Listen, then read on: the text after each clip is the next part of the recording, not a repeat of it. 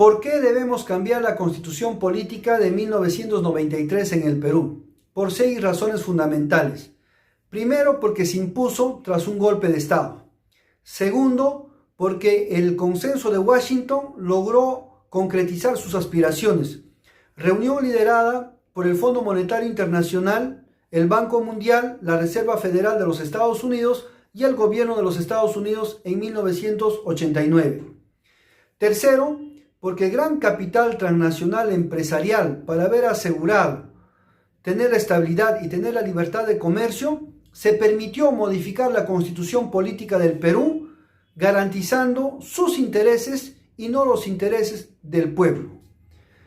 Cuarto, porque gracias a este chantaje recién el Perú pudo reinsertarse en el mundo financiero internacional. Quinto, porque esta Constitución no garantiza los derechos fundamentales de la persona en cualquier nación. Y sexto, porque esta Constitución nos permitió perder soberanía a nivel nacional y a nivel de algunas jurisdicciones internacionales. Pero, ¿cuál es la esencia de la Constitución de 1993? Primero, reducir al Estado a su mínima expresión, haciendo que el Estado simplemente sea un veedor de los fenómenos que ocurren en el país. Segundo, permitir el libre comercio, haciendo que las transnacionales se instalen en el país, compitan con la empresa nacional y las extingan, ya sean públicas o privadas. Tercero, permitir las finanzas libremente en el país, al cual el Perú constitucionalmente ha renunciado a su jurisdicción legal. Cuarto, permitir y facilitar la privatización de todas las empresas del Estado.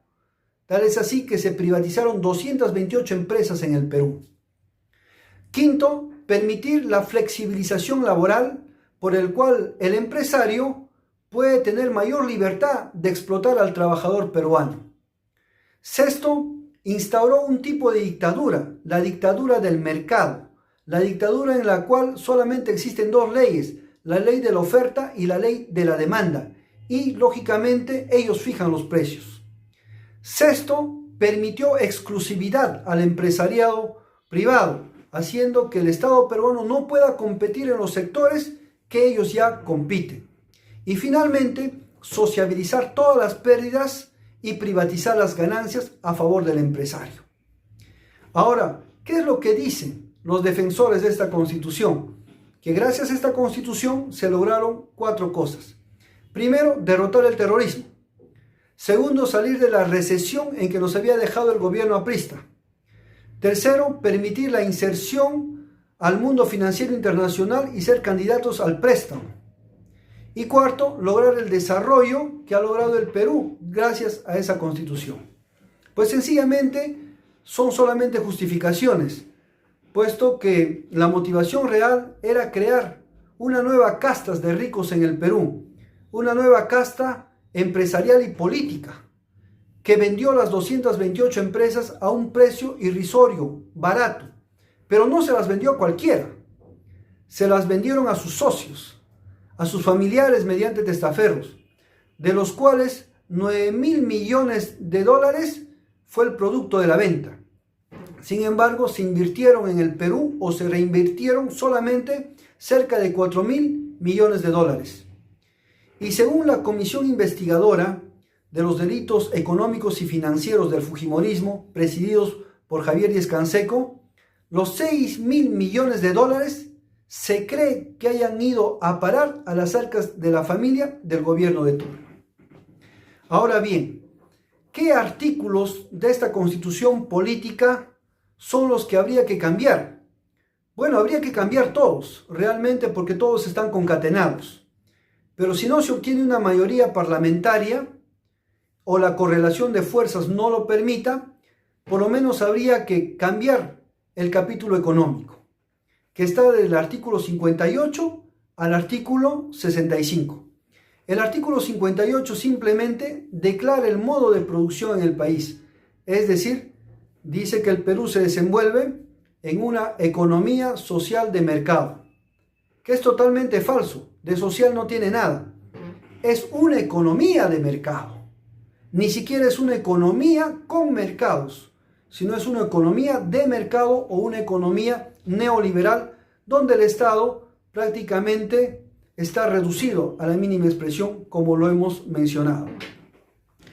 El artículo 59 dice que el Estado estimula la creación de la riqueza, de la libre empresa, la libre iniciativa, etc.